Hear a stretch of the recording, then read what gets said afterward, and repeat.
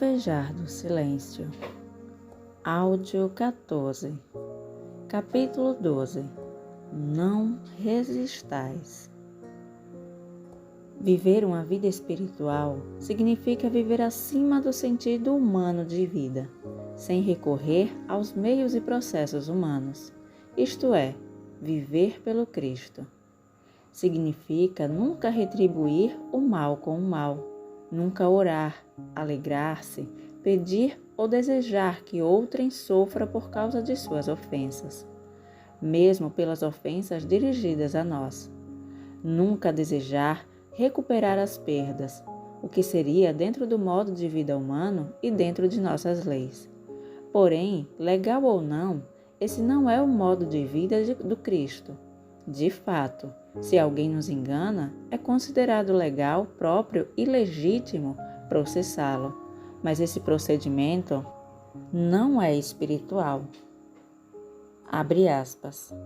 Se alguém quiser arrastar diante dos juízes e tomar o teu manto, deixe-o levar também a túnica. Fecha aspas. Mateus capítulo 5, versículo 40.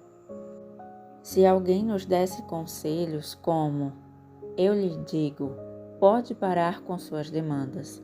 Se alguém quiser tomar sua propriedade, deixe-o tomar. Se quiser tomar sua casa, seu carro, deixe-o tomar. Se ele decidir levar suas joias, deixe-o levá-las também. E olhe à sua volta para ver se pode lhe dar mais alguma coisa, além do que já levou. Tal conversa pareceria totalmente contrária a qualquer raciocínio normal. E, no entanto, é o que Jesus nos diz no 5º capítulo do Evangelho segundo Mateus. E neste momento não temos como saber se estava certo ou errado. Não temos como saber se iríamos nos beneficiar duplamente obedecendo a esse mandamento, pois a maioria de nós nunca tentou aplicar o não resistais ao mal. E além disso, mesmo que tenhamos alcançado um tal estado de consciência, seria provavelmente bastante insensato tentar fazer isso.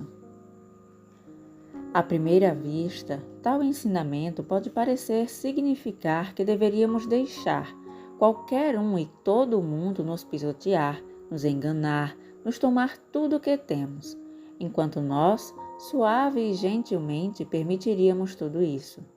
Jesus, o Cristo, porém, nunca quis dizer isso. O que ele quis dizer foi que nós não deveríamos, humanamente, revidar, mas não disse o que poderia acontecer espiritualmente se tal conselho fosse seguido. Ele não disse uma só palavra sobre o que Deus faria por nós se parássemos de fazer por nós mesmos. Ele não explicou como deveríamos abordar o problema sem invocar a lei do olho por olho. Contudo, a implicação disso é que a presença espiritual vem em nosso socorro para nos elevar acima da injustiça e da desonestidade. Será de fato possível que alguém possa nos fraudar se estivermos em nossa identidade espiritual de filho de Deus? Quando os soldados foram prender o mestre no Horto das Oliveiras e foram puxadas as espadas para defendê-lo, Jesus não permitiu que os discípulos o defendessem, dizendo: voltem suas espadas para as bainhas, pois aquele que ferir com a espada, pela espada será ferido.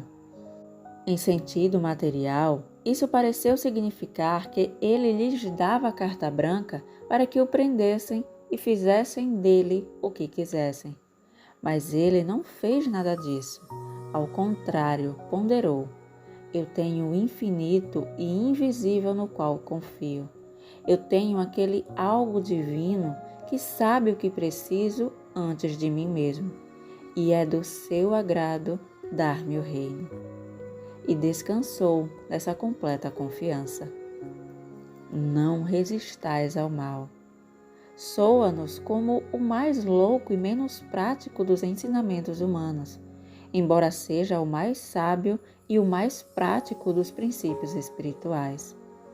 Aqueles que atingem um estado de consciência e que pode deixar os inimigos se aproximarem, munidos de armas do mundo, como facas, lanças, revólveres ou com processos, e podem ficar tranquilos, sem resistência, nunca podem perder. Assim foi com Davi em seu duelo com Golias, ou com os hebreus, que eram numericamente muito inferiores em suas batalhas. Enquanto resistirmos ao mal, não estaremos vivendo sob a graça, mas sob a lei. E qualquer faca que atiramos aos outros se tornará um bumerangue a nos ferir o peito, num relâmpago, a qualquer momento. Não haverá caminho para que a graça desça sobre nós se aceitarmos o modo de vida humano. Podemos orar pela graça por 1 milhão de anos, mas ela não virá até nós enquanto não pararmos de utilizar as armas do mundo e até que tenhamos a compreensão de Jó. Ele suspendeu a terra do nada. Então, se quisermos nos amparar nessa nulidade, o Espírito se precipitará e nos carregará para a frente, aparecendo na forma do que venha a ser necessário. O Mestre revelou que a lei básica do karma é: como semeares, assim colherás. Mas também esclareceu um caminho seguro e certeiro para nos erguermos acima da lei da causa e efeito, e que é acionar a causa, fazendo nada, pensando e sendo nada por nós mesmos. Por exemplo, se orarmos com algum objetivo ou propósito em mente, vamos provavelmente produzir um efeito de acordo com o objetivo inicial. Mas se orarmos sem objetivo específico, apenas para a realização de Deus, nós não teremos acionado uma causa e não teremos o efeito. Apenas teremos a Deus mesmo se manifestando como harmonia em nossa vida.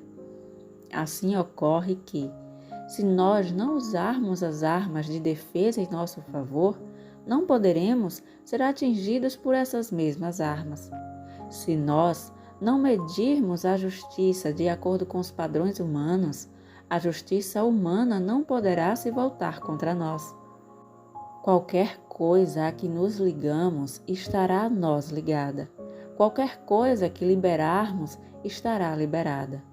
Quem determina isso somos nós. E quando abandonamos os cuidados e as coisas deste mundo e vivemos com um constante desejo de conhecer corretamente a Deus, deixamos as demais considerações de lado. Então, quando Deus é compreendido, Ele se manifesta na nossa experiência como uma vida perfeita. Tudo o que recai sobre os nossos sentidos existe como um efeito, e no momento em que percebemos que em tais efeitos não há nem bem nem mal, perdemos o medo de todo e qualquer efeito possível. Não mais podemos temer algo que não encerra poder algum, bom ou mal que seja, não mais que um simples copo d'água. Não só não podemos temer um copo d'água, como também não podemos amá-lo. Podemos nos alegrar e beneficiar com ele, mas jamais alguém amou, temeu ou odiou um copo d'água. Apenas o tomamos como aquilo que é, um copo d'água. Foi bem essa a atitude do Mestre diante do leproso. Não o odiou, não o temeu e certamente não o amou. Aproximou-se e tocou-o, mostrando com isso que estava acima da crença do bem e do mal. Para ele, o leproso não tinha poder algum. É possível para nós nos elevarmos para além da lei da causa e efeito, apenas após termos nos livrado das armas do mundo, somente quando nossa vida for vivida não só pelo pão, mas de cada palavra que provém da boca de Deus. Quando não mais pensarmos no alimento, no dinheiro, no clima ou em qualquer efeito como constituinte da nossa segurança, e quando descobrirmos que nossa vida verdadeira é sustentada pela palavra de Deus, estaremos então vivendo uma vida espiritual, sem dependência dos seres humanos, dos seus investimentos ou posições, não jogando-os fora ou alijando-os de nossa vida, mas percebendo que eles são as tais coisas de acréscimo, parte da graça de Deus manifestada, e, portanto, não nos inspiram qualquer temor. Se dependermos da vida material e nossa segurança for varrida para longe, ficaremos de fato perdidos. Aquele que não mais usa a espada em sua própria defesa, mesmo que seja a espada da lei ou um abrigo contra as bombas, que não mais confia na força, nem mesmo na força dos argumentos, este fica quieto no centro do próprio ser e deixa que o infinito invisível seja sua defesa e, se ele achar necessário, a ofensiva. Esse infinito invisível nunca destruirá pessoa alguma, mas destruirá as más influências ou pensamentos, crenças ou atos que podem tentar se manifestar por meio de pessoas. Desenvolvemos individualmente aquele estado de consciência que não usa o poder e que, por fim, leva nosso mundo particular para a órbita do não-poder, pela compreensão de que nada do que existe como pessoa, coisa, lugar, circunstância ou condição tem poder, quer seja bom, quer seja mal. Não há poder de bem e de mal, pois não há poder. Nada é poder e ninguém é poder. Só Deus é o poder criativo, de manutenção e sustento, que opera sem nenhuma ajuda nossa. Só Deus é poder, e nós somos instrumentos pelos quais ele flui, mas só Deus é e será sempre o único poder. O Mestre compreendeu claramente isso quando disse: Por que me chamais de bom? Eu de mim mesmo nada posso fazer, o Pai em mim é que faz as coisas. E assim é também conosco. O poder não nos é dado de fato, mas se chegarmos ao estado mental, embalado pelo Espírito, em que não resistimos ao aparente erro, negando-o, combatendo-o ou tentando destruí-lo, logo testemunharemos as coisas maravilhosas que o Pai interno realiza. Podemos elevar-nos a um estado de consciência que nos dará como resposta a qualquer problema que se apresente a seguinte reflexão: veja, isso está na minha mente, estou olhando para isso. Isso não me beneficia, não me fere, é uma sombra. Sei que o mundo chama isso de poder, que pode matar, destruir ou enfraquecer, mas sei que isso é uma sombra, porque no mundo criado por Deus não pode existir um poder, e eu não preciso de poder algum, nem mesmo para destruí-lo, para superá-lo ou para removê-lo. A existência humana está baseada na confiança ou crença em dois poderes. E mesmo a religião é baseada no poder de Deus e do mal. No céu, porém, não há poderes, nem bem nem mal. Há apenas Deus mesmo, vivendo sua vida como você e eu e como um universo celestial. No momento exato em que pudermos manifestar o ensinamento do Mestre, não resistais ao mal, não mais gastaremos nossos dias, como faz a maioria, a caçar, procurar e mendigar o poder para fazer algo e competindo com todo mundo. Quando descobrirmos esse novo princípio, não um novo poder, mas um novo princípio, uma nova dimensão da vida, viveremos num mundo sem competição, num universo onde os homens não combatem uns aos outros.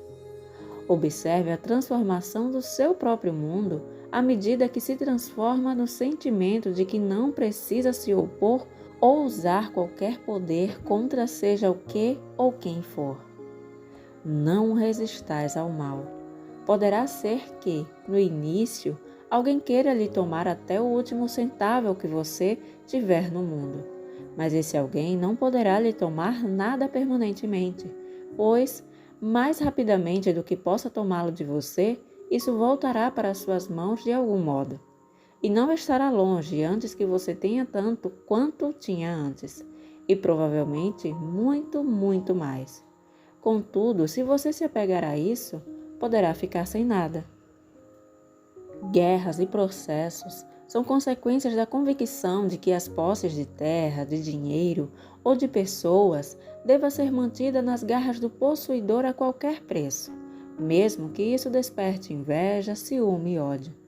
Quando qualquer forma de mal ou perigo nos ameaça, entra em ação de imediato a lei de autoconservação, que causa em nós, instintivamente, o levantar de punho cerrado.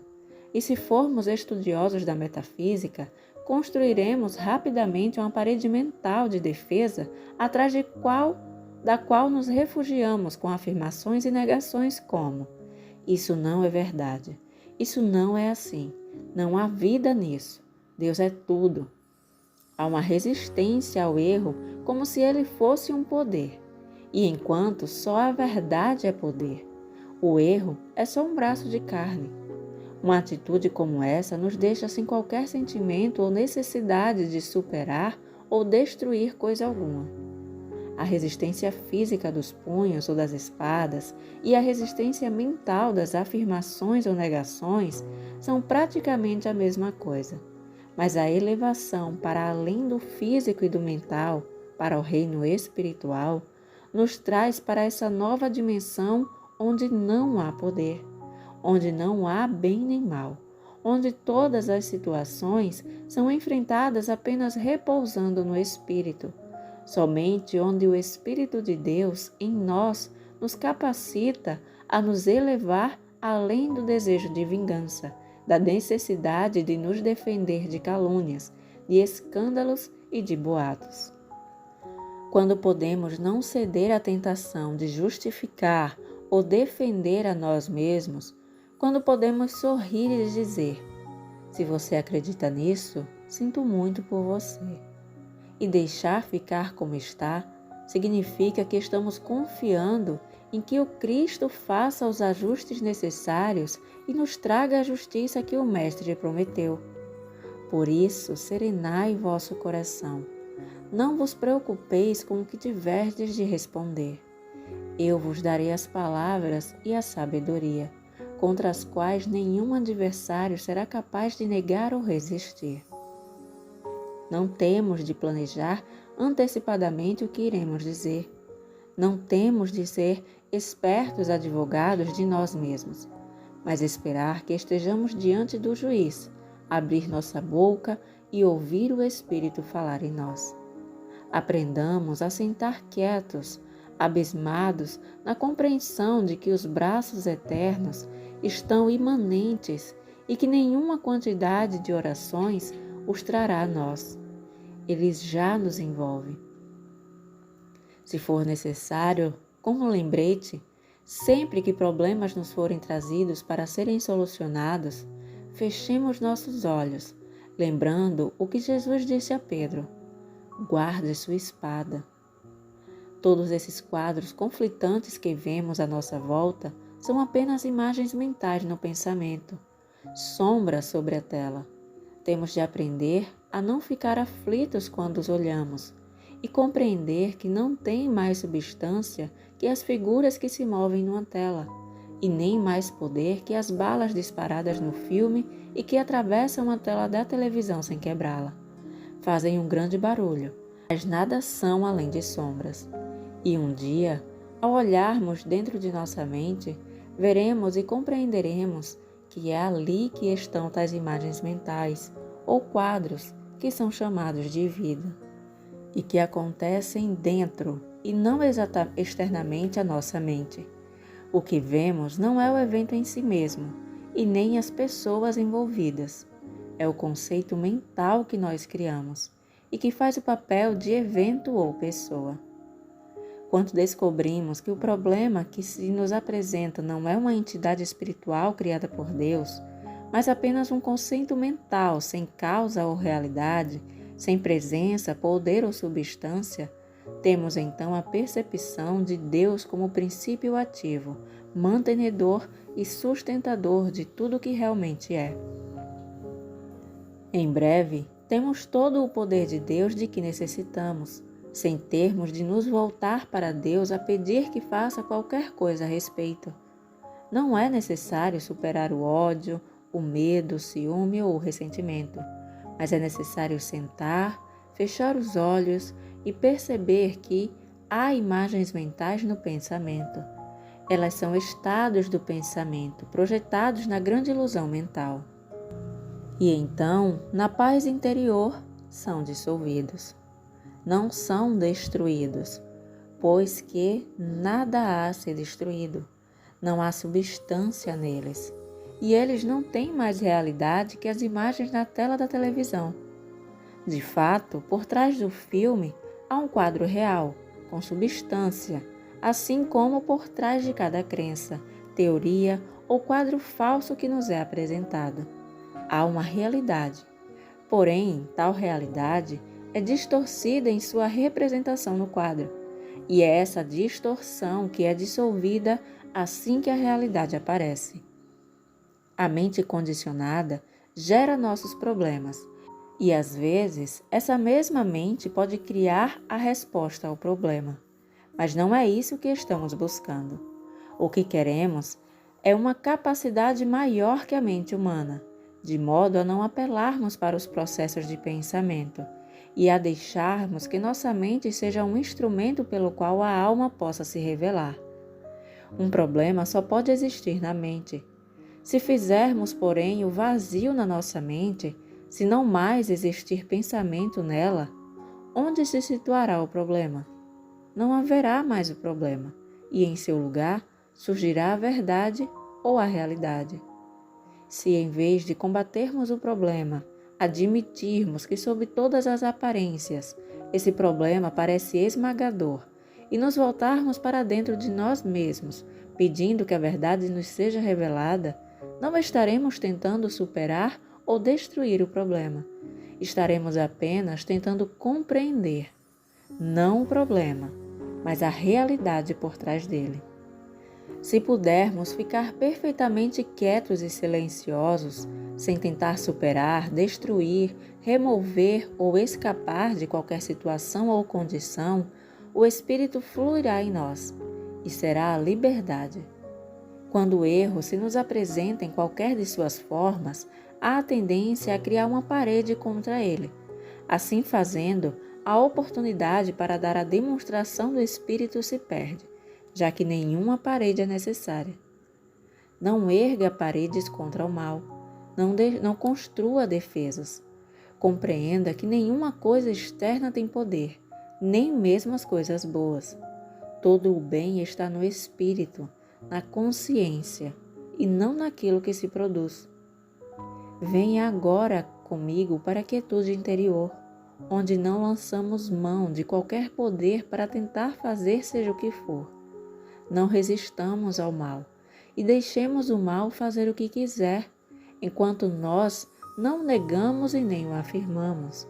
Não procuraremos Deus e nem temeremos o mal, mas sentaremos em paz, sem lutas, sem disputas ou batalhas. O Senhor é meu pastor. Ele me faz deitar em verdes campos. Ele me guiou para junto às águas frescas. Ele preparou a mesa para mim, na presença de meus inimigos. Ele realizou aquilo que me é dado a fazer. Ele aperfeiçoou aquilo que me inquietava. Eu vivo, me movo e tenho o meu ser em Deus. Assim, nada preciso temer, não preciso combater, pois a batalha não é minha. Onde está o Espírito do Senhor, está ali a liberdade. Sem contendas, só a paz. Paz, deixo-vos minha paz, não como o mundo a dá, não a paz que vem da destruição dos povos ou países vizinhos, nem a paz que vem de possuir quantidades de bombas atômicas, mas a minha paz. Aqueles que vivem pela espada, mesmo pela espada mental, pela espada morrerão. Por isso, guarde-a, pare de se defender. Em todas as orações, em todas as meditações, em qualquer tratamento, lembre a você mesmo de guardar a espada. Quando não mais usarmos as armas humanas, físicas ou mentais, nós relaxaremos, não permitindo que o mundo faça conosco o que quiser, mas permitindo ao Espírito que jaz dentro de nós que assuma e governe a nossa experiência. O Sermão da Montanha ofereceu-nos uma escolha entre dois modos de vida, a lei ou a graça. Se escolhermos a lei, teremos provavelmente um pouco mais de facilidade, pois estaremos em conformidade com a prática mais comum, caminhando com a massa, e poderemos temporariamente nos beneficiar de algum modo, pelo menos até o dia do acerto de contas.